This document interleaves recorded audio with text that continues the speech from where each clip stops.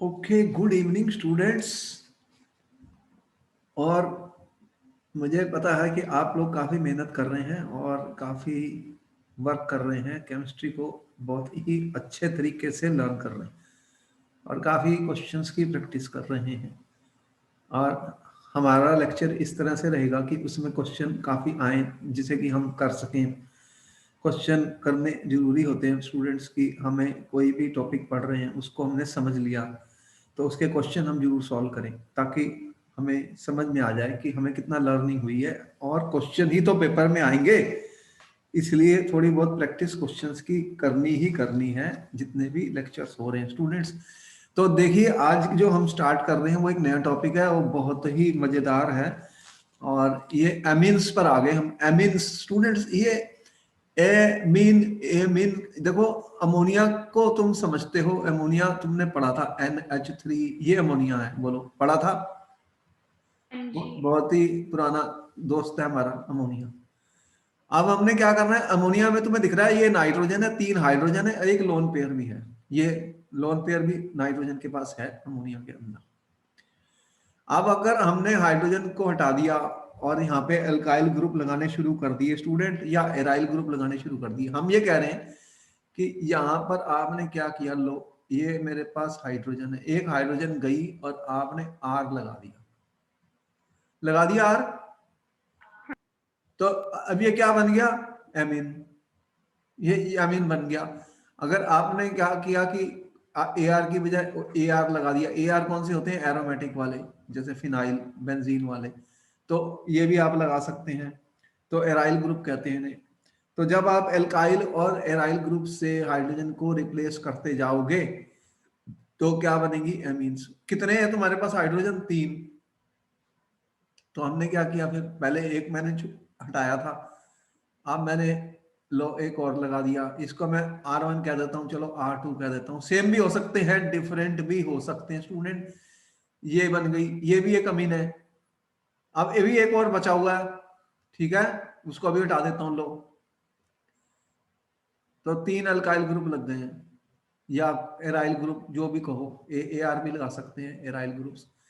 तो यहाँ पर क्या हुआ स्टूडेंट, अभी लोन पेयर तो है, लोन पेयर इलेक्ट्रॉन नाइट्रोजन पे है। तो यहां से हमने क्या बनाई है, एमीन्स बनाई है, एमीन्स।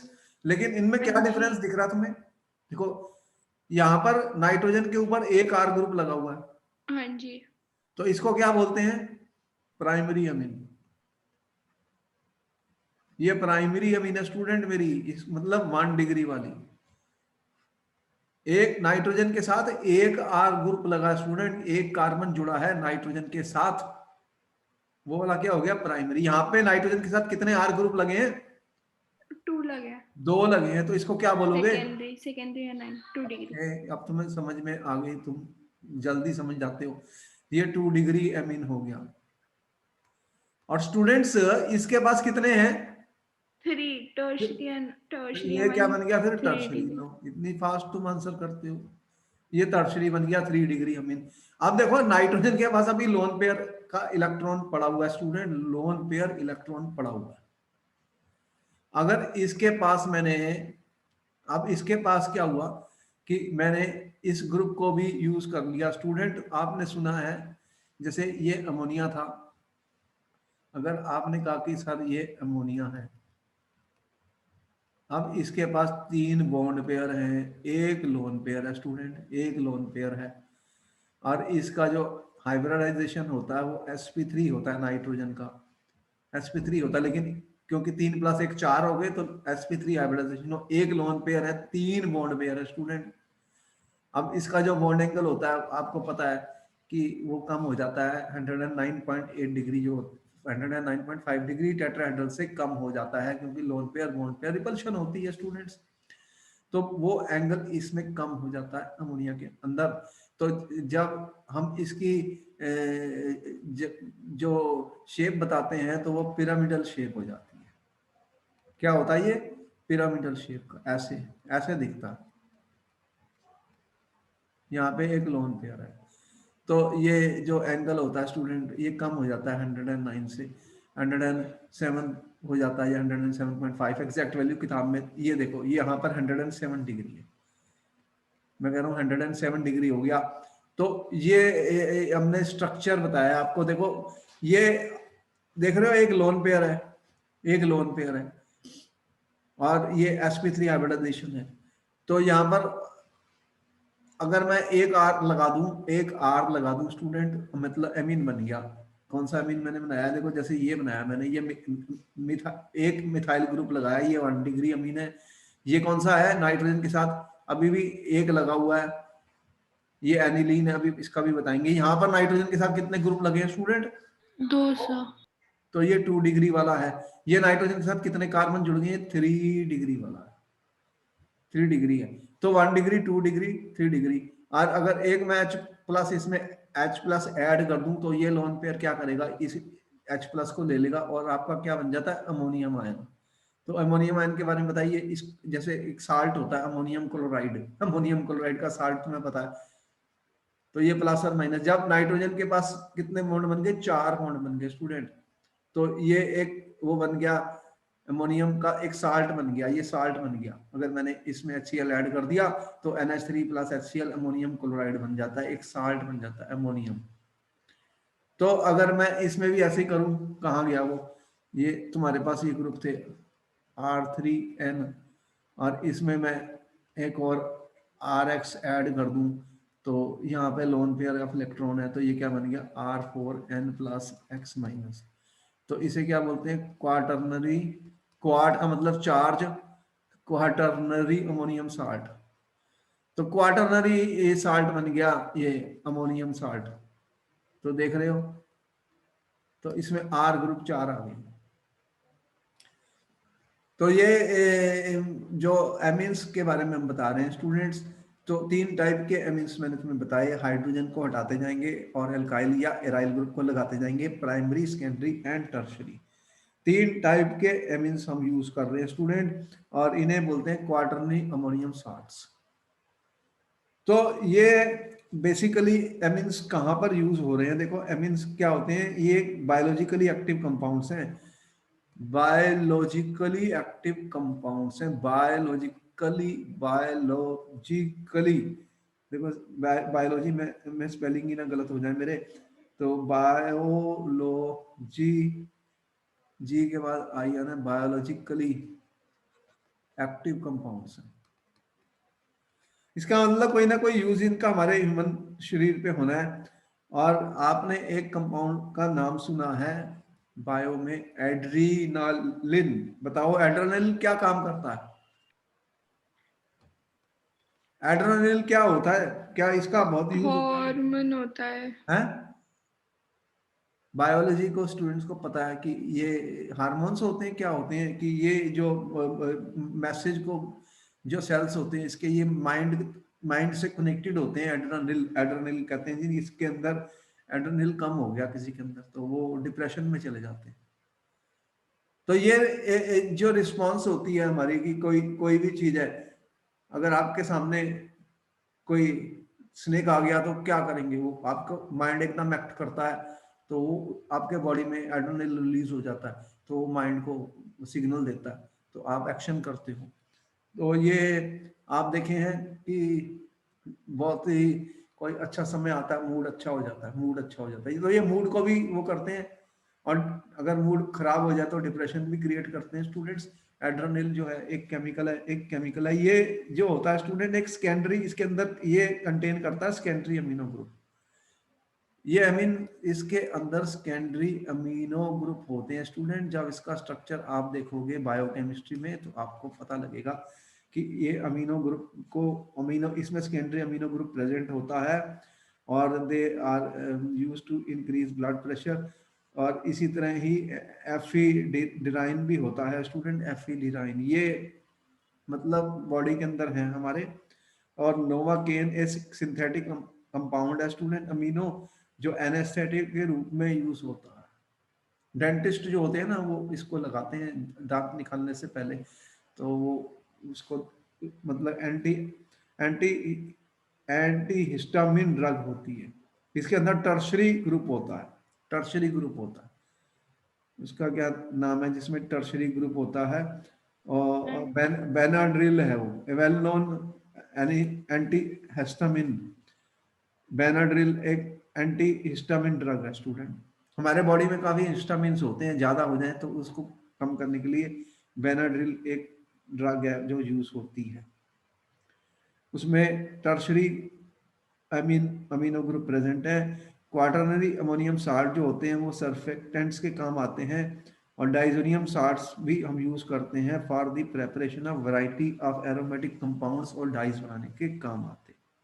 तो इनके यूजेस हैं हमारे केमिस्ट्री में भी और बायोलॉजिकली भी एक्शन होती है।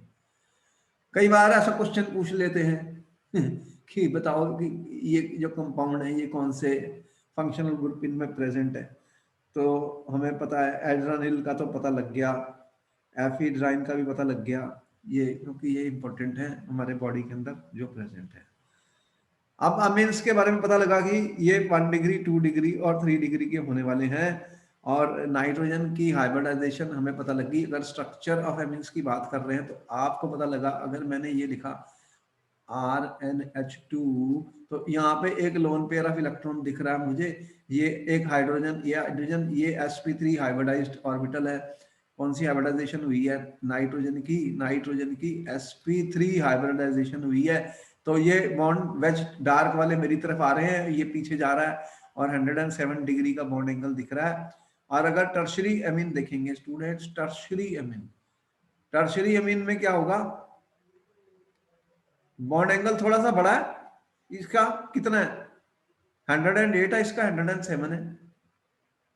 तो इसका हाँ कारण जी। क्या हो सकता है स्टूडेंट?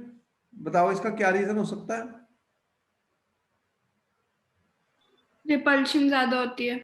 कौन सी रिपल्शन होती है ये भी तो बताओगे, कौन सी रिपल्शन होती है? ये सही आंसर था तुम्हारा, बिल्कुल रिपल्शन होती है। अब रिपल्शन किसके अंदर होती है ये तो पेपर में बताना पड़ेगा ना हमें, किस आर ग्रुप्स के अंदर होती है। आर ग्रुप्स में इसे कौन सी रिपल्शन कहते हैं? ये तुम्हें पढ़ा तो हुआ कौन सी रिपल्शन होती है, स्टेरिक। हाँ जी। ये जो आर ग्रुप होते हैं ये बड़े बड़े ग्रुप होते हैं, ठीक है ना। आर जो होते हैं ये लार्ज है, तो इसके अंदर क्या होनी है? स्टेरिक रिपल्शन हो जाएगी। तो इसलिए जो 3 डिग्री अमीन्स हैं जिन पे 3 R ग्रुप लग गए हैं, 3 R ग्रुप लग रहे हैं, तो इनका बॉन्ड एंगल इससे 1 डिग्री से बड़ा हो गया, 108 डिग्री हो गया।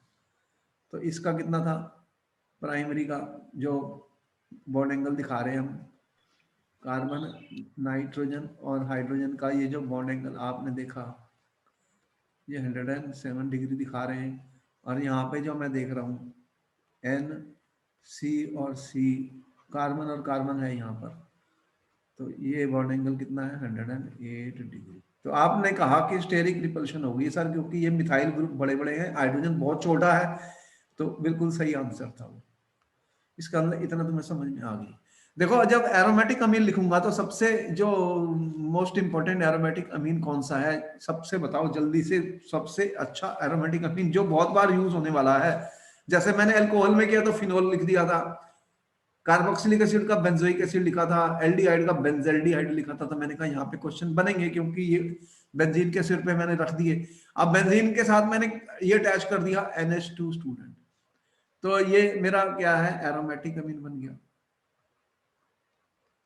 एरोमेटिक अमीन। इसका क्या नाम है? इसको क्या बोलते हैं? एनिलीन। देखो एनिलीन बन गया स्टूडेंट। एनिलीन में NH2 ग्रुप बेंजीन के ऊपर लग गया। अब इंटरेस्टिंग बात क्या है कि एनिलीन जब कभी भी बेंजीन के ऊपर लोन पेयर ऑफ इलेक्ट्रॉन वाला एटम होता है, तो मैंने बताया था बेंजीन रिंग एक तरीके से इलेक्ट्रॉन को खींच सकता है, एक इलेक्ट्रॉन को अपनी तरफ ले सकता है, कंजुगेशन हो जाती है और वो इलेक्ट्रॉन रेजोनेंस के जरिए सारे बेंजीन रिंग में डीलोकलाइज हो जाता है। क्या होता है? डीलोकलाइज हो जाता है, क्योंकि बेंजीन के पास क्या है? Single bond double bond, single bond double bond, देख रहे हैं आप। हाँ जी। तो ये एक तरीके से कंजुगेटेड सिस्टम बन जाता है। जो भी लोन पेयर्स ऑफ इलेक्ट्रॉन होता है किसी भी ग्रुप के अंदर, तो वो रेजोनेंस शो कर सकता है। और ऐसा रेजोनेंस क्या होता है? ये कौन सा इफेक्ट शो किया है NH2 ग्रुप ने स्टूडेंट्स? प्लस R इफेक्ट हुआ है, हाँ जी सर। रेजोनेंस हो गया। अच्छा, इतना दोनों को हमें समझ आई, वेरी गुड। तो रेजोनेंस से क्या हुआ कि ये जो लोन पेयर ऑफ इलेक्ट्रॉन्स थे एनिलीन के ऊपर, ये डीलोकलाइज हो गए हैं। इसको हम क्या कहते हैं केमिस्ट्री में? डीलोकलाइज। डीलोकलाइज का मतलब ये घूम रहे हैं बेंजीन रिंग के ऊपर, यहाँ से ये सब चारों तरफ चले गए हैं। तो लोकल का मतलब वहां पे मौजूद थे, अब ये लोकल नहीं है, अब ये बेंजीन सिस्टम के ऊपर चल रहे हैं। देख रहे हैं ऑर्थो और पैरा पोजीशन पर नेगेटिव चार्ज मिल गया है, ये इलेक्ट्रॉन पेयर्स और यहाँ पे पॉजिटिव चार्ज आ गया स्टूडेंट। तो इस तरह से कुछ ऐसी रिएक्शंस होंगी, कुछ ऐसी प्रॉपर्टीज होंगी जो डिस्कस की जाएंगी। तो ये हमने शो किया है रेजोनेंस हो रही है। तो बेंजीन रिंग जो होता है वो एक तरीके से यहाँ पर इलेक्ट्रॉन घूम रहे हैं और उसने ये इलेक्ट्रॉन्स को डीलोकलाइज कर दिया है in the case of the aniline. और अगर मैं ये देखूं CH3NH2 ग्रुप, तो इसमें क्या कर रहा है, ये तो इलेक्ट्रॉन रिलीज करता है, इसका होता है प्लस आई इफेक्ट, वो हमें पता है। तो ये तो इंक्रीज कर रहा है, यहाँ पर क्या हो रहा है कि इलेक्ट्रॉन्स अवेलेबिलिटी कम हो गई है, तो ये खींच के ले गया। क्योंकि जब इलेक्ट्रॉन होंगे तो वो बेसिक हो जाएगा। किसी चीज पे भी जब लोन पेयर ऑफ इलेक्ट्रॉन्स होते हैं स्टूडेंट, वो लीविस बेस होता है। वो क्या काम करता है, लीविस बेस होता है केमिस्ट्री में। तो जब नाइट्रोजन के ऊपर इलेक्ट्रॉन पेयर होंगे स्टूडेंट, तो वो लीविस बेस भी हो सकता है और एक न्यूक्लियोफाइल का भी काम कर सकता है। देखो तो अच्छी बातें पता लगी, क्या क्या हो सकता है। आप इस पे कोई भी ग्रुप लगाओ, एक तो लिविस बेस भी हो सकता है, लिविस बेस और न्यूक्लियोफाइल। न्यूक्लियोफाइल क्या काम करता है कि जो पॉजिटिव कार्बन होता है उसके ऊपर अटैक कर देता है, उससे जब बॉन्ड बना लेता है। और लिविस बेस क्या करता है, हाइड्रोजन को एक्सट्रैक्ट कर लेता है, जो भी एसिड होते हैं उनमें से H निकाल लेता। सही बात है गलत है, जल्दी बताओ। तो दो दो काम हो सकते हैं, दोनों टाइप की रिएक्शंस होंगी। अब देखो कि जब हम भी कोई हम कंपाउंड डिस्कस करते हैं तो थोड़ा नोमेनक्लेचर हम बताते हैं उनका भी, इनका नाम कैसे लिखेंगे, नामकरण तो करना ही पड़ता है। देखो कोई बच्चा भी पैदा होता है तो उसका नाम तो रखना ही पड़ता है, इतने सारे अमीन बनते जा रहे हैं तो उनके नाम तो रखोगे। अब इतने सारे हैं, इतने सारे हैं कि कुछ कहने की हद ही नहीं, फिर क्या करूंगा, फिर तो मुझे कोई स्कीम जो है IUPAC सिस्टम ही यूज करना पड़ेगा। अगर कोई 10 कंपाउंड हो तो मैं कह दूं, अब मान लो तो मैं तो 20 बच्चों के नाम भी नहीं याद कर सकता। अगर 1 मिलियन बच्चे मेरे को कहेंगे नाम याद करो, तो मैं कहां से करूंगा। मैं कहूंगा कोई स्कीम बता दो इनकी नेमिंग की, कोई रूल्स रख दो भाई, तब तो इनके नेम पता लगेंगे, वरना बहुत मुश्किल है। तो इतने सारे कंपाउंड हैं, लाखों में, मिलियंस में, तो उनको क्या करेंगे, फिर IUPAC सिस्टम लगाया जाएगा। और कॉमन नाम तो इसलिए होते हैं कि शुरू से बहुत पुराने कॉमन जो कंपाउंड्स बने थे किसी भी ग्रीक वर्ड से या जहां भी बने थे स्टूडेंट उस एरिया में, या उनकी जो प्रॉपर्टीज थी उस तरह से उनके कॉमन नाम पहले रखे गए। तो हम केमिस्ट्री के अंदर कॉमन भी यूज करते हैं, जो ऐसे कंपाउंड जो बहुत ही ज्यादा कॉमन है, मतलब बहुत ज्यादा यूज होने वाले हैं, पुराने से चले आ रहे हैं। उसके बाद फिर IUPAC भी यूज करते हैं। तो दोनों ही हमें समझ आने चाहिए, क्योंकि एग्जाम में भाई जो ऐसे कंपाउंड हमारे किताब में जिनके कॉमन नाम दिए हैं वो भी हमें पता होने चाहिए। बोलो होने चाहिए कि नहीं, क्योंकि फिर बुक में दिए हुए हैं तो वो हाँ जी एग्जाम में भी कॉमन नाम लिख देगा। तो फिर अब आपके सामने जब इनके नाम लिखेंगे स्टूडेंट, वो कैसे लिखेंगे, देखो अमीन है तो IUPAC में बना कहां से है, बना कहां से है। तो आपने कहा कि देखो कि ये अमोनिया से हमने हाइड्रोजन रिप्लेस की, या मैं ऐसे कहूं कि ये एल्केन है, यहाँ पे मैंने हाइड्रोजन निकाल के NH2 लगा दिया, NH2 ग्रुप लगा रहा हूं, तो इसको क्या बोलते हैं, एमीन। एमीन, तो ये एल्केन है और ये अमीन है, तो ये क्या बन गया, एल्कानामीन। एल्कान का ई हटा और उसके साथ मैंने एमाइल लगा दिया, मतलब एल्केन, ये एल्केन था, इसका ई हटा एल्केन का, तो एमिल लग गया सफिक्स, तो ये सफिक्स हो गया। तो वही रूल्स फिर यूज होते हैं कि जो लॉन्गेस्ट कार्बन चेन है उसके नंबर को काउंट करो और नंबरिंग करो इस तरह से कि अगर NH2 ग्रुप है, वो फंक्शनल ग्रुप है, तो उसे लोएस्ट नंबर देना है, लोएस्ट नंबर देना है। वो सारे रूल्स जो हमने 11th में पढ़े थे वो यहाँ पर फिर से वैलिड हो गए। तो अगर किसी को डाउट है तो वो दोबारा से पढ़ लेंगे हम 11th क्लास की जो बुक में हमें फंक्शनल ग्रुप्स दिए हुए हैं। तो इनका जो नाम होगा IUPAC में वो एल्कानामिन्स होगा। तो IUPAC में आप ये कह रहे हैं, IUPAC में आपने क्या नाम दिया, एल्कानामिन, एल्कानामिन। तो ई को हटा के एमिल लगा दिया। अगर मैंने ये कहा कि CH3NH2 स्टूडेंट्स, तो ये क्या बन गया फिर, ये इथेन अमाइन, मेथनामाइन। मेथिनेन, सॉरी तो इथेन अमाइन। ई को हटाया तो एमिल लगा दिया। तो मेथेनामाइन बन गया। और इसका जो कॉमन नाम है ये मिथाइल ग्रुप है, इसे बोलते हैं मिथाइल अमीन। तो कॉमन भी हमें पता है, आईयूपीएसी पता है। तो मैंने कहा कि दोनों तरीके के नाम यूज हो सकते हैं, कॉमन नेम और आईयूपीएसी नेम। स्टूडेंट बहुत सारा जितना हमारे कोर्स में है उतना तो हमें लर्न करना ही है, और उससे ज़्यादा अभी नहीं कर रहे क्योंकि इतना समय हमारे पास नहीं है बाकी कि हम इतना समय लगाएं जो हमारे सिलेबस में नहीं है। अब आगे आते हैं, देखो कुछ हम क्वेश्चन लेके आगे, फिर क्वेश्चन तो हम करते ही हैं क्योंकि अगर उसने नाम पूछ लिया हमें एग्जाम में तो कैसे लिखेंगे। देखो क्वेश्चन नंबर 1 में हमें इसका नाम लिखना है। बताओ कि इसका कॉमन नाम और आईयूपीएसी नेम क्या होगा। पहले इथेनमाइन। इथेन नहीं कहे जाते, कॉमन नाम में इथाइल कहा जाता है। मैं और आईयूपी। मतलब एल्काइल, एल्काइल अमीन हो गया ना, यहाँ पे मैं लिखा है एल्काइल अमीन्स। तो आर ग्रुप कौन सा है, इथाइल अमीन। तो ये तो कॉमन हो गया इसका नेम। इथेनमाइन। तो अब आईयूपीएससी अगर लिखना है तो वो उसके रूल्स के अकॉर्डिंग ये बन गया एथेना, ई हटा और एमिन लग गया, ई हटा और एमिन लग गया एथेनामिन। और इसका क्या नाम आया नंबर 2 का, नंबर 2 का क्या है। प्रोपाइलमाइन और प्रोपेनामाइन। अब देखो जब मैं कभी भी 3 कार्बन को लगाता हूं स्टूडेंट, उसके आइसोमर्स होते हैं। अब कैसे आइसोमर होते हैं, देखो यही बात बार हमने आपको बताया, ये और ये दोनों में क्या फर्क है। ये स्ट्रेट चेन है, इसे नॉर्मल कहा जाता है। और इसे क्या कहा जाता है, अगर मैं ये ग्रुप लगाऊं, इसको हमने क्या बोला था, आइसो। आइसोप्रोपाइल। अब इसीलिए मैंने ये लिखा था क्वेश्चन में। तो यहाँ पर ये नॉर्मल, अगर तुमने प्रोपाइल लिख दिया तो ये नहीं पता लगा कि ये आइसो वाला है या नॉर्मल है। आइसोमर है ना प्रोपाइल के, तो फिर क्या लिखूंगा, इसलिए वो गलत हो जाएगा। स्टूडेंट बात समझ में आ गई।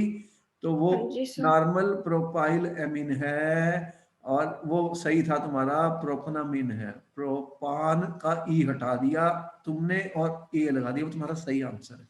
अब इसके बाद में इस पे आ गया, इसका नाम बताओ, कॉमन नाम बताओ और इसका आईयूपीएसी नाम बताओ स्टूडेंट। प्रोपटुअमाइन। अब कॉमन नाम क्या है, ये वाला ग्रुप अभी तो मैंने बता दिया, ये कॉमन में क्या है, ये आइसो वाला है। अरे कार्बन के साथ 2 आइसोप्रोपाइलमाइन। मिथाइल ग्रुप लगे, दोनों सेम है, इसे क्या बोलते हैं, आइसोप्रोपाइलमिन। अगर एग्जाम में उसने कहा आइसोप्रोपाइलमिन स्टूडेंट, तो वो कौन सा होगा। जैसे मैंने यहाँ पे अगर मैं NH2 लगा दूं, चलो यही है, यही कंपाउंड है जो मैंने यहाँ दिखाया, देखो हाँ आइसो का जी। मतलब ये दोनों सेम दिख रहे हैं ना, मिथाइल मिथाइल आइसो। हाँ जी सर।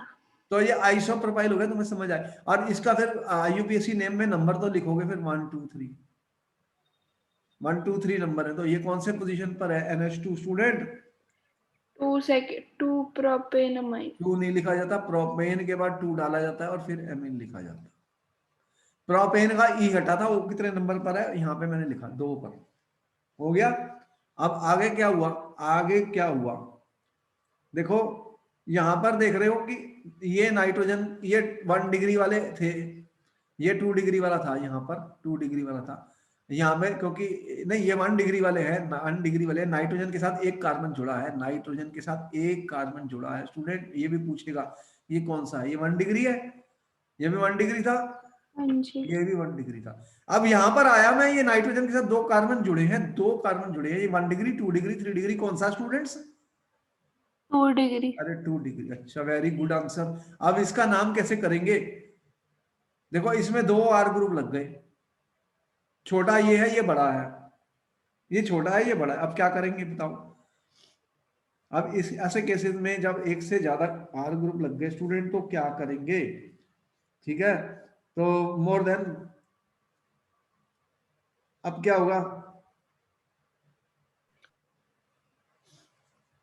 अब इसमें हम क्या करेंगे कि ये देख रहे हैं आप कि यहाँ पर ये मिथाइल ग्रुप नाइट्रोजन के साथ लगा, और ये बड़े वाला है, ये बड़े वाला है, ठीक है, ये बड़े वाला है। तो अब इसको क्या करेंगे, अगर मैं कॉमन नाम लिखूं, कॉमन में ये इथाइल है, ये मिथाइल है, कॉमन में क्या करूंगा, ये वाले ग्रुप को क्या बोलते हैं, इथाइल, CH2CH3, कौन सा, इथाइल, और ये मिथाइल। तो अगर मैं अल्फाबेटिकली देखूं तो ई पहले आएगा। कॉमन में क्या हुआ, इथाइल, मिथाइल, अमीन। ठीक हो गया। अब आईयूपीएसी में क्या करूंगा, मुझे ये लिखना पड़ेगा कि नाइट्रोजन के साथ ये छोटे वाला ग्रुप है और ये बड़े वाला है, बड़े वाले को मैं पेरेंट मानूंगा, इसको छोटा मानूंगा, तो मैं लिखूंगा एन मिथाइल। नाइट्रोजन के साथ एक मिथाइल ग्रुप जुड़ी है, और फिर क्या बचा स्टूडेंट, कितने कार्बन वाला, एथ एथेन का ई हटा दिया मैंने, अमीन, एथनामिन। तो ये बन गया, बन गया, ये बन गया। अब नेक्स्ट पर आ गया मैं, नेक्स्ट पर आ गया स्टूडेंट, इसका कॉमन नाम क्या बनेगा, इसका कॉमन नाम क्या बनेगा स्टूडेंट, टर्शियरी प्रोपाइल। इसको अभी ये 3 मिथाइल ग्रुप लगे हैं, 3 मिथाइल ग्रुप लगे हैं, ट्राई मिथाइल, मैंने प्रोपाइल कहा, मिथाइल का, इथाइल का, ट्राई मिथाइल एमीन। अब इसके लिए क्या करूंगा, एक तो पेरेंट माना जाएगा, वो तीनों सेम ही है, मतलब कोई इसी को भी पेरेंट मान लो क्योंकि नंबर ऑफ कार्बन तीनों में सेम है। लेकिन दो, फिर अगर ये वाला मैं पेरेंट माना तो 2 मिथाइल ग्रुप लगे, किसके साथ जुड़े हैं, नाइट्रोजन के साथ, तो उसे कैसे लिखूंगा, एन एन डाई मिथाइल। अब एन एन डाई मिथाइल हो गया, उसके बाद में फिर क्या बचा मेरे पास, मिथेन वाला, मैथना एमिन। चलो ये भी हो गया। अब यहां पर आ गए स्टूडेंट्स, अब इसमें क्या करूंगा मैं, इसके अंदर क्या करूंगा, अब नाइट्रोजन के साथ ये इथाइल, ये इथाइल, तो कॉमन में भी मैं ये लिखूंगा N N N N student, और क्या हुआ, डाई इथाइल, डाई इथाइल, और फिर कॉमन में मैं क्या कहता हूं, N N di ethyl butyl amine. और आईयूपीएसी में मैं क्या लिखता हूं, एन एन डाई इथाइल है, और बड़े वाला तो ये है ना, इसका क्या नाम बनेगा, ब्यूटाना अमीन।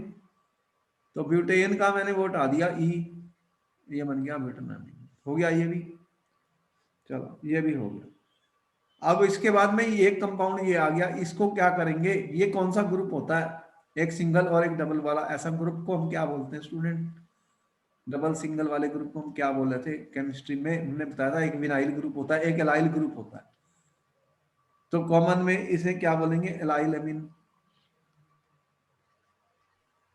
आपको पता है ना, एलाइल ग्रुप एक डबल के बाद सिंगल बॉन्ड होता है।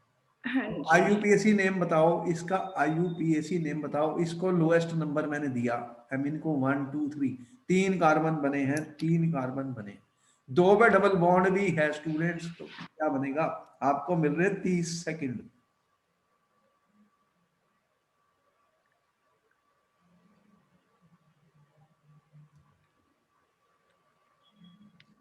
प्रोपेन 2।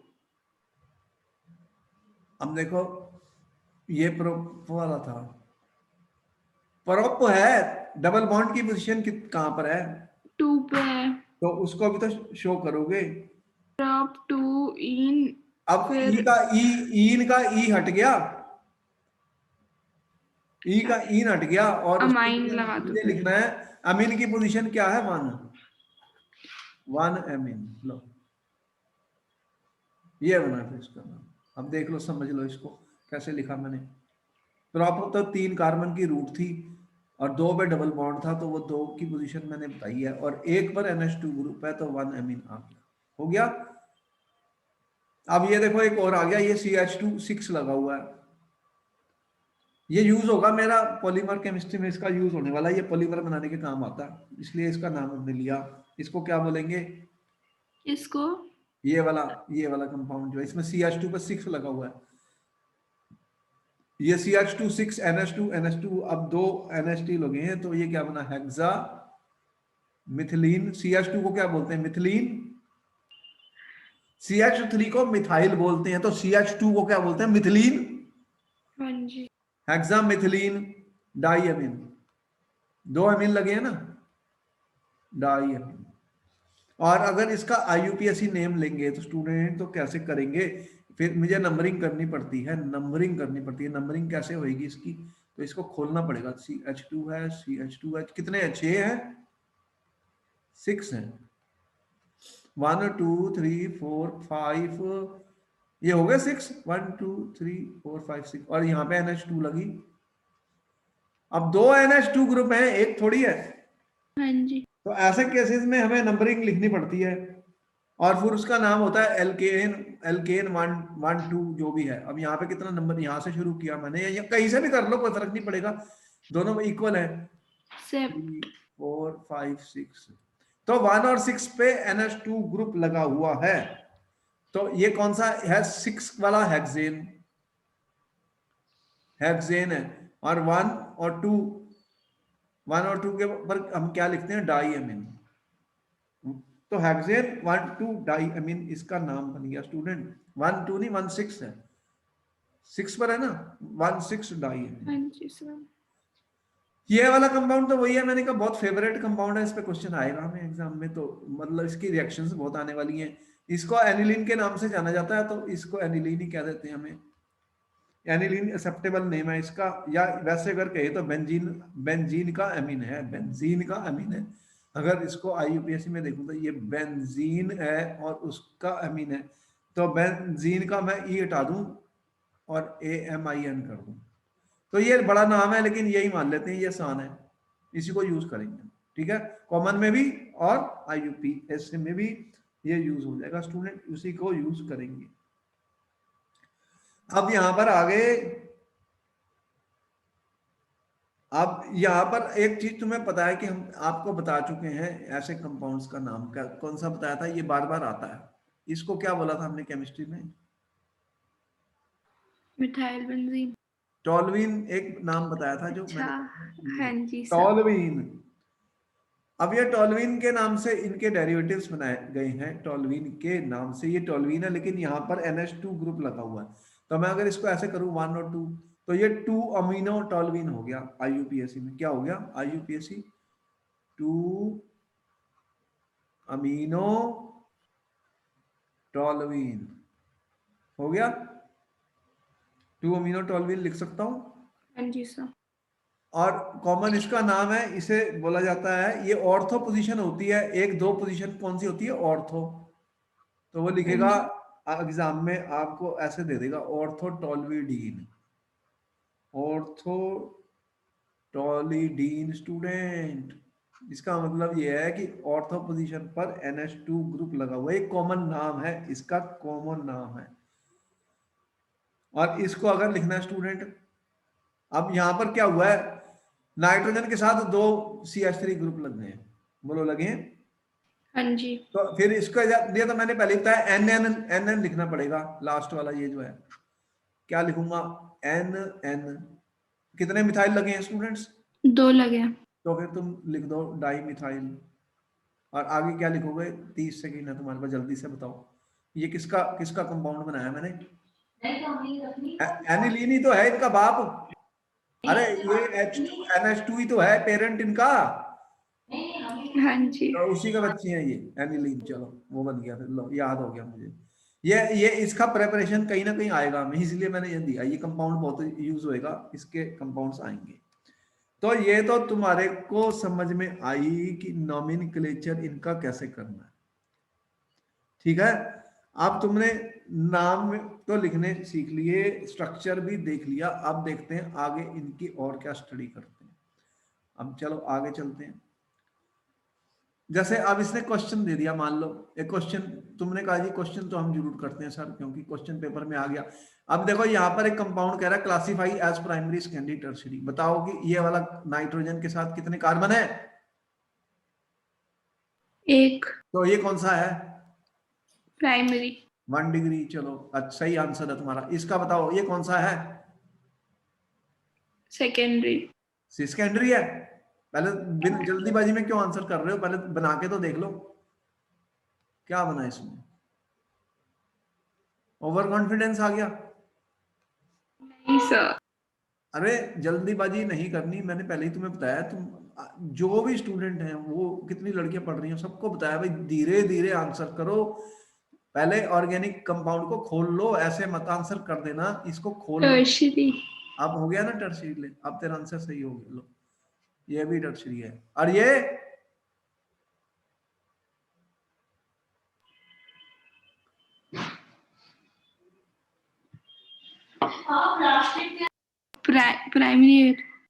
इसको भी खोल के देख लेते हैं अगर कोई डाउट होता है तो।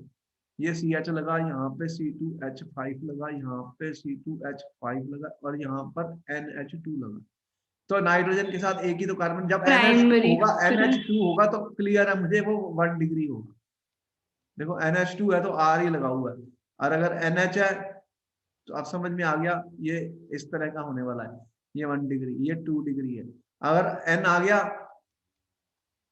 तो ये 3 डिग्री होने वाला, क्योंकि ये इस तरह बन गया। तो हमें समझ में आई 1 डिग्री, 2 डिग्री और 3 डिग्री कैसे बननी, समझ में आ गए। हाँ जी सर। तो ये वाला कौन सा है, ये सेकेंडरी है। ये 2 डिग्री। चलो अब समझ में आई। और ये 1 डिग्री, ये आंसर सही निकले। अब वो कह रहा है write the structures of different isomeric amines corresponding to molecular formula this, write the IUPAC names of all the isomers, what type of isomerism is exhibited by different pair of amines. ये है homework, इसको homework में ले लो, इसको करके आप बताना कि क्या मिल रहे आंसर। तो ये एक इसके कौन कौन से आइसोमर्स बनेंगे एमीन्स के, मतलब प्राइमरी सेकेंडरी टर्शियरी जितने भी बन सकते हैं सारे बनाने पड़ेंगे, क्योंकि 3 टाइप के एमीन्स बने, फार्मूला सेम होता है। तो फिर वो हमने देखने कौन कौन से आइसोमर बन रहे हैं और उनके IUPAC नेम लिखने हैं, ठीक है। जी सर। तो वो आप देखना कि C4H11N है। अब अगर मैं सीधा ही एक लिख दूं 1 2 3 4, एक तो सिंपल अगर सीधा ही लिख दूं तो ये क्या बना, CH3 CH2 CH2 CH2। इसमें कितने हैं कार्बन, 1 2 3 4 है, 3 2 5 5 2 7 7 2 9, तो 11 तो हो गए इसमें दिख रहे हैं। तो इसके अब इधर चेंज करते जाओ इनकी पोजीशन आइसोमर बना लो, और फिर 1 डिग्री 2 डिग्री और 3 डिग्री वाले मीन्स बना लो, इस तरह से लिखने हैं और उनके IUPAC नेम लिखने हैं। तो इसको आप ट्राई कर लेना, इसको आप ट्राई कर लेना, बन जाएंगे, ठीक है। आगे चले, आगे चल रहे हैं फिर स्टूडेंट्स, ठीक है। तो ये सारे क्वेश्चन हो ही गए ऑलमोस्ट, तुम्हारे को समझ आ गया, क्योंकि तुमने 1 2 3 यहाँ पे लगा दिया NH2, पोजीशन चेंज कर दी है मैंने, तो अब तुमने इसको कर लिया CH3H, इस तरह से कितने बनेंगे। और फिर तुमने कहा कि तुमने ऐसे लिख दिया NH, और यहाँ पे लगा दिया CH3, यहाँ पे लगा दिया CH2, कितने इसमें CH2 CH3, मतलब ऐसे आइसोमर बनाए। इसमें कितने कार्बन, 1 2 3 4 है, 3 + 2 कितने हो गए, 5 2 7 8 और 3 11। इस तरह से बहुत सारे आइसोमर बन जाएंगे, आप लिख सकते हैं, ठीक है। हाँ जी। तो ये 1 डिग्री बने, ये 2 डिग्री, इस तरह से ये भी 1 डिग्री था, ये 2 डिग्री में आ गया, फिर 3 डिग्री भी बना के देख सकते हैं। इस तरह से हम बनाते जाएंगे, कितने बनेंगे और उनके IUPAC नेम लिखने, ओके, ये हम कर लोगे। अब आ रहा है ये इनकी प्रेपरेशन के ऊपर आ गए कि ये भाई हम इनको कैसे बनाओगे। बनाने के लिए स्टूडेंट्स इंटरेस्टिंग बात यह है कि ये जो एमीन्स हैं ये ऐसे दिख रहे हैं मुझे, 1 डिग्री वाला, इनके नाइट्रोजन के पास तो लोन पेयर ऑफ इलेक्ट्रॉन है ही है, तो इसके लिए ये एक न्यूक्लियोफाइल भी दिखता है, क्योंकि ये इलेक्ट्रॉन्स को डोनेट कर सकता है, और जो इलेक्ट्रॉन पेयर को डोनेट कर सकते हैं। और एक लीविस, एक बेस भी है स्टूडेंट, बेस क्या होता है, जो H+ को एक्सेप्ट कर सकता है। तो अगर ये H+ को एक्सेप्ट कर लेता है तो आपको पता ही है क्या हुआ है, तो यहाँ पे प्लस चार्ज आ जाता, तो इसने H+ को ले लिया। तो बेस का रोल होता है प्रोटॉन को लेना, और न्यूक्लियोफाइल का होता है कार्बन के साथ बॉन्ड बनाता है। इस तरह से 2 रिएक्शन हो सकती है। अब यहाँ पर जो पहली रिएक्शन हम बता रहे हैं स्टूडेंट्स, उसे बोलते हैं एमोनोलिसिस ऑफ एल्काइल हैलाइड्स। तो अगर एमोनोलिसिस, एल्काइल हैलाइड्स कौन से हैं आपके पास, RX एल्काइल हैलाइड है। RX का मतलब अगर मैंने ऐसा कोई कंपाउंड ले लिया स्टूडेंट, तो आप देख रहे हैं ये मिथाइल ब्रोमाइड है, ये नेगेटिव है, ये पॉजिटिव है। अगर मैंने अमोनिया डाला तो अमोनिया क्या करेगा, ये एक न्यूक्लियोफाइल है, तो ये इसके ऊपर अटैक करेगा। तो मैंने कहा न्यूक्लियोफाइल क्या करते हैं, कार्बन के साथ बॉन्ड बनाएंगे, अगर बनाएंगे तो क्या होगा, अगर ये इसके साथ जुड़ गया स्टूडेंट अमोनिया, अब क्या बन गया, अब ये इसने अगर अपना दे दिया स्टूडेंट अपना कार्बन के साथ, और यहाँ पर तुम देख रहे हो कि X भी है NH3। अब नाइट्रोजन तो तीन तीन बॉन्ड बनाता है, चौथा जब बनता तो पॉजिटिव चार्ज आ जाता, अमोनियम बन गया। तो X अगर Br माइनस है तो ये बन गया है हमारा अमोनियम साल्ट। क्या बन गया, अमोनियम साल्ट स्टूडेंट्स। तो अमोनियम साल्ट जो होते हैं, अगर मैं इनको हीट कर दूं या NaOH के साथ रिएक्ट कर दूं, मतलब बेस के साथ रिएक्ट कर दूं स्टूडेंट, तो ये क्या बना लेंगे। अब बेस के साथ रिएक्ट करेंगे तो स्टूडेंट ये हमें मिलने वाला है CH3NH2, और ये OH माइनस है, ये H भी ले लेगा तो वाटर बन जाएगा, और ये Na+Br के साथ चले जाएगा, NaBr बन गया। तो ये फिर एमीन्स हम इनमें से क्रिएट कर सकते हैं। तो ये एमीन बन गया। तो ये एक तरीके से अमोनिया की रिएक्शन हमने अल्काइल हैलाइड के साथ की है। इसे क्या बोल रहा हूं, ammonolysis of alkyl halides. Ammonolysis of alkyl halide हुई है स्टूडेंट, लेकिन प्रॉब्लम क्या है कि ये रिएक्शन यहां रुकने वाली नहीं है। एक न्यूक्लियोफाइल रिएक्शन थी, अमोनिया एक न्यूक्लियोफाइल का काम कर रहा है। क्या काम कर रहा है, न्यूक्लियोफाइल का। और क्या ये भी तो न्यूक्लियोफाइल है, क्योंकि अब ये और भी स्ट्रॉन्ग न्यूक्लियोफाइल हो गया। ये देखो मिथाइल ग्रुप अपने इलेक्ट्रॉन छोड़ेगा, तो ये भी तो अभी अवेलेबल हो गया। अब ये क्या करेगा, ये यहां नहीं रुकेगा स्टूडेंट्स, ये एल्काइल हैलाइड पे फिर अटैक करेगा, फिर ये रिएक्ट करेगा एल्काइल हैलाइड के साथ। तो RNH2 जो है स्टूडेंट, ये अब फिर रिएक्ट कर जाएगा एल्काइल हैलाइड के पास, CH3 आपके पास B आ रहा है, ये इसके साथ फिर रिएक्ट करेगा, मतलब जो भी अल्काइल हैलाइड है। तो अब क्या फिर होगा, अब ये एक तो हाइड्रोजन निकल चुकी है इसकी, अमोनिया अमोनिया के अंदर 3 हाइड्रोजन थी, एक तो गई। अब ये क्या करेगा फिर, जब ये इस पे अटैक करेगा तो आपको क्या मिलेगा, CH3NH CH3, ये वाला मिल गया आपको। अब एक H रह गया, ठीक है, अभी भी इसके पास लोन पेयर ऑफ इलेक्ट्रॉन है, अभी भी है ना, अभी एक हाइड्रोजन बची है। तो अब ये फर्दर क्या कर सकता है, फिर ये एल्काइल हैलाइड के साथ रिएक्ट कर सकता है। तो अगर आपके पास एक्सेस है एल्काइल हैलाइड, कौन सा, RX, तो ये रिएक्शन रुकने वाली नहीं है, आगे जाएगा। अब क्या होगा फिर, ये CH3NCH3NCH3 बन गया। लो, अब ये और भी स्ट्रॉन्ग न्यूक्लियोफाइल हो गया, क्योंकि ये 3 ग्रुप है इलेक्ट्रॉन रिलीजिंग। देखो यहाँ पे कितने ग्रुप हैं, 1 और 2 इलेक्ट्रॉन रिलीजिंग। यहाँ पे कितने हैं, 1 2 और 3, प्लस आई होता है ना मिथाइल का। हाँ जी। तो मिथाइल ग्रुप क्या होता है, प्लस आई होता है, ये इलेक्ट्रॉन को छोड़ता स्टूडेंट, इंडक्टिव इफेक्ट।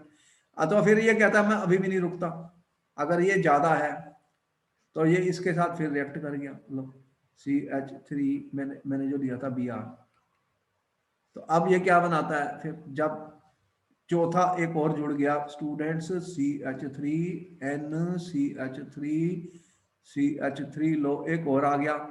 जब नाइट्रोजन के 4 बॉन्ड बन गए स्टूडेंट, तो चार्ज क्या आ गया फिर, प्लस प्लस चार्ज आ गया, नाइट्रोजन पर प्लस चार्ज आ गया। और हाँ फिर दूसरा जी। कौन सा, मेरा Br माइनस। इसको क्या बोलते हैं, इसको क्या बोलते हैं, जैसे अमोनियम क्लोराइड होता, तो ये अमोनियम साल्ट बन गया, बन गया, लेकिन 4 ग्रुप लग गए ना, कितने, 4। इसे क्या बोलते हैं, क्वाटरनरी।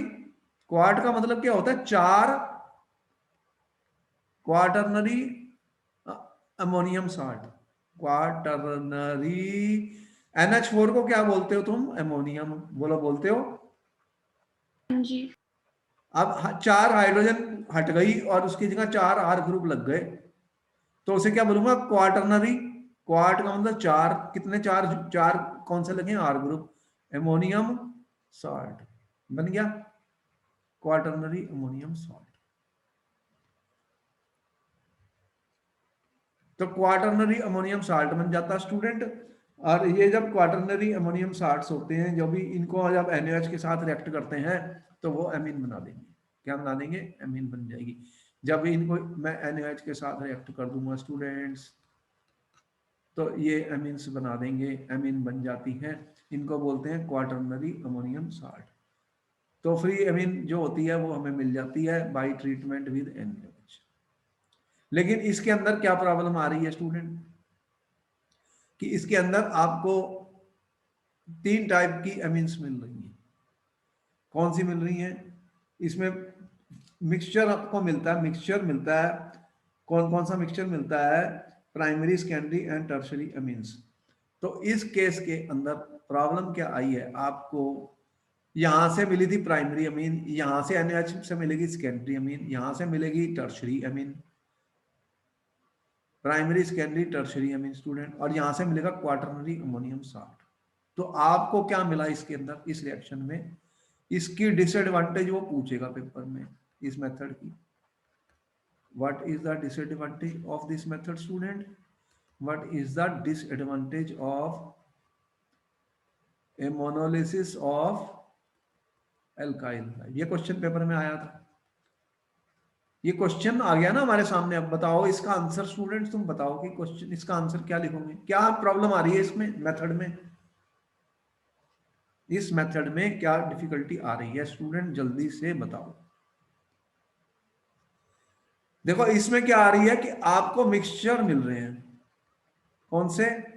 1 डिग्री, 2 डिग्री, 3 डिग्री एमिन्स मिल रही हैं, और क्या मिल रहा है? क्वाटरनरी अमोनियम साल्ट भी मिल गया मिक्सचर। तो अब मिक्सचर को सेपरेट करना तो बड़ा डिफिकल्ट है भाई। जब कभी भी ऑर्गेनिक केमिस्ट्री में एक से ज्यादा कंपाउंड बन जाते हैं तो अब बड़ी प्रॉब्लम है, उनको सेपरेट करोगे, थोड़े थोड़े मिलेंगे सारे, सेपरेट करने में तो बहुत खर्चा होता है, ऐसे थोड़ी सेपरेट हो जाते हैं। तो इसलिए ये मेथड कोई अच्छा मेथड तो है नहीं, क्योंकि डिसएडवांटेज देख रहे हो कि ये मिक्सचर बना देगा, जहां भी मिक्सचर बन गए वो हमारे लिए मुश्किल हो जाता है, क्योंकि उसके लिए हमें सेपरेशन की टेक्निक्स का यूज करना पड़ेगा स्टूडेंट्स, और फिर वो बहुत मेथड जो है, थोड़े थोड़े यील्ड मिलेंगे तो यील्ड पुअर रहेगी। तो अगर हमें प्राइमरी एमीन चाहिए मेजर, तो हमें लार्ज एक्सेस अमोनिया लेना चाहिए। मतलब ये है कि अगर आपको प्राइमरी एमीन स्टूडेंट्स ज्यादा चाहिए तो आपको क्या करना पड़ेगा, फिर लार्ज एक्सेस अमोनिया लेना पड़ेगा। ठीक है, ये बहुत ज्यादा है और ये बहुत कम है, तो फिर ये यहां पर मैक्सिमम मिलेगा। कौन सा?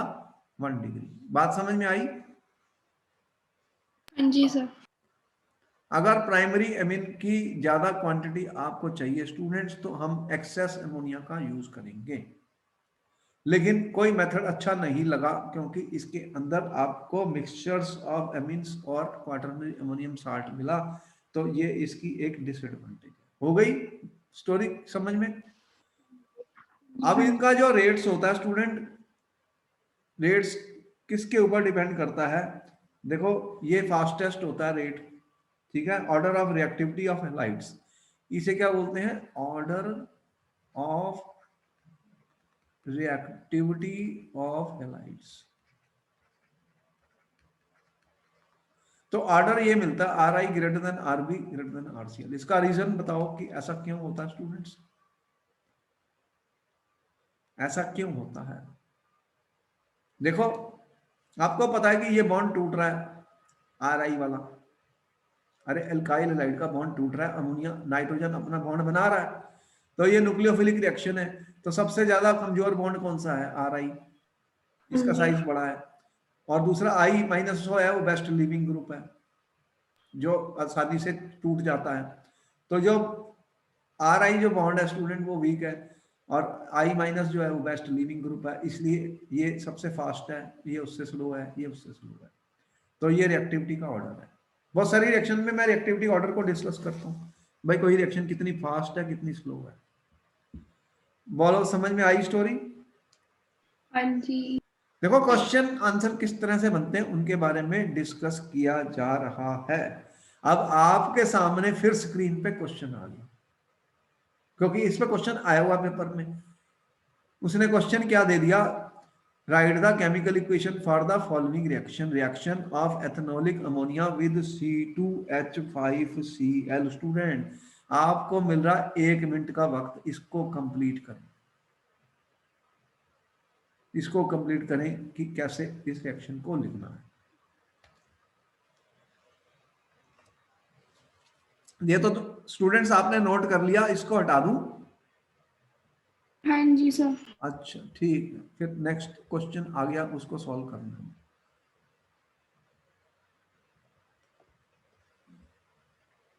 जितने ज्यादा क्वेश्चंस की प्रैक्टिस करेंगे उतना ही हमें बेनिफिट मिलेगा स्टूडेंट, और एग्जाम में क्वेश्चन ही आने हैं।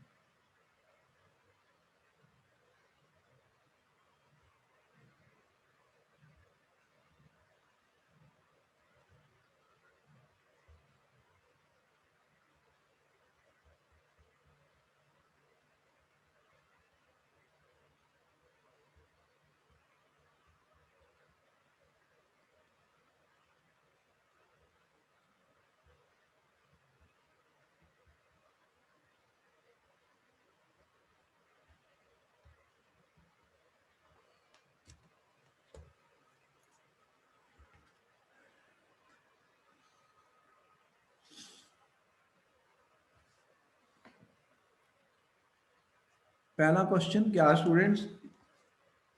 फर्स्ट क्वेश्चन मेरा ये है, वो कह रहा है कि राइट द इक्वेशन, इक्वेशन लिखनी है स्टूडेंट्स, इक्वेशन लिखनी है।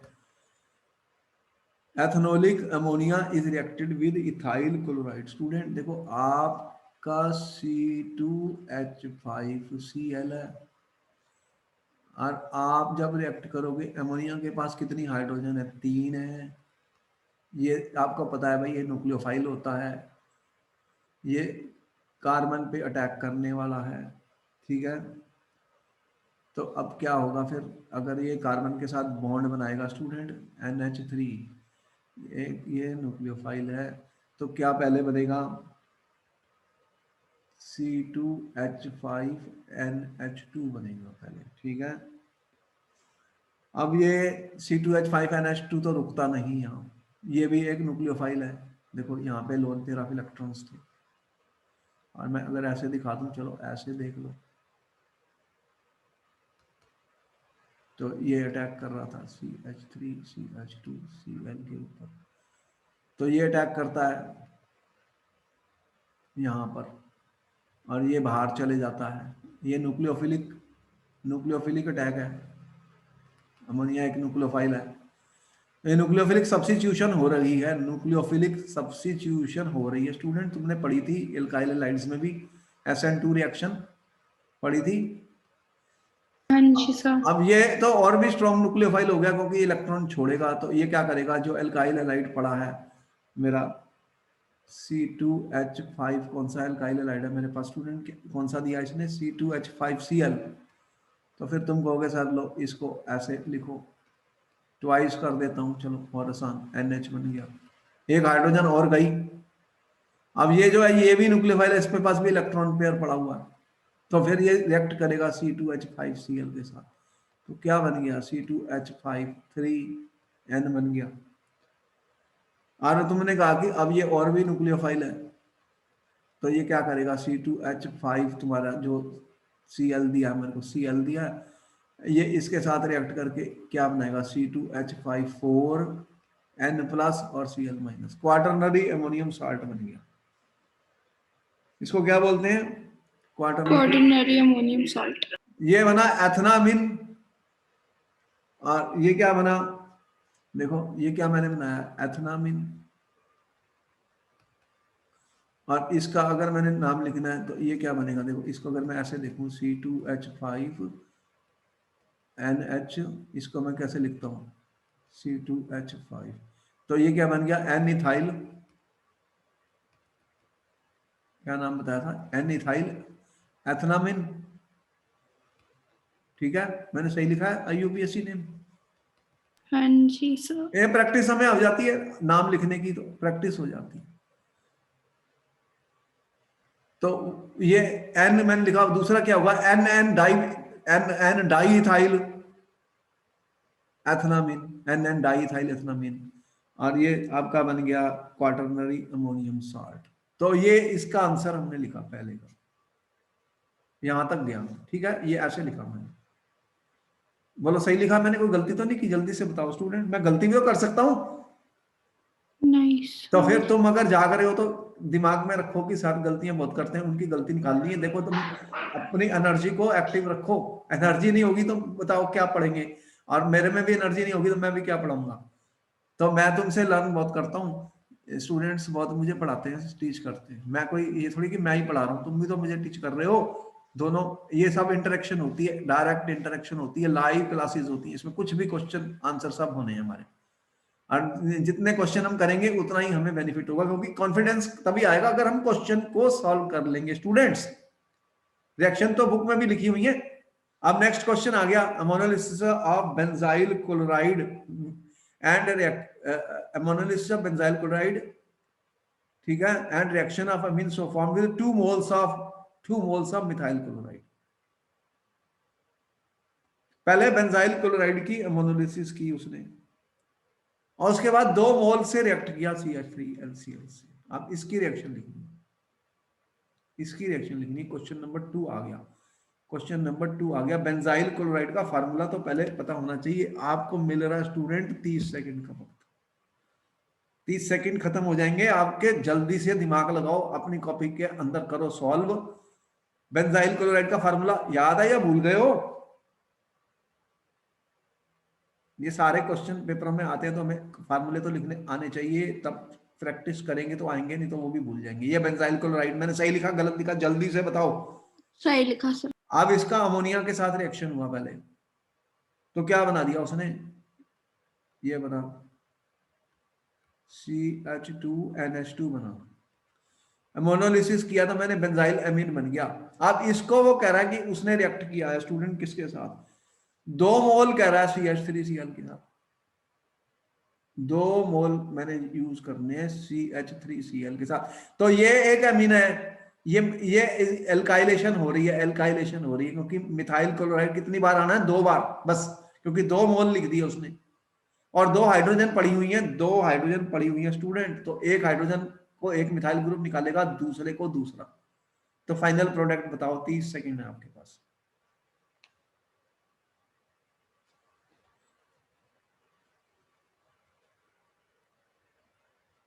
आपने क्या बोलेगे, रिपीट करना। मैंने कहा कि इसका प्रोडक्ट बताओ, 2 मोल मिथाइल क्लोराइड से ये रिएक्ट कर रहा है, इसका प्रोडक्ट लिखो और उसका IUPAC नेम बताओ। बस इतना ही कहा तुम्हें, इसका प्रोडक्ट लिखो।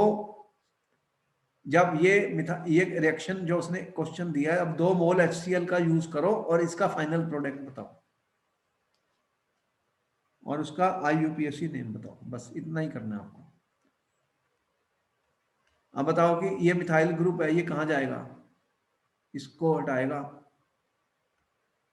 कितने लगेंगे यहाँ पर? 2 मिथाइल ग्रुप लग जाएंगे। हो गया, ये दोनों हाइड्रोजन खत्म हो गई, 2 ही तो दिए थे उसने।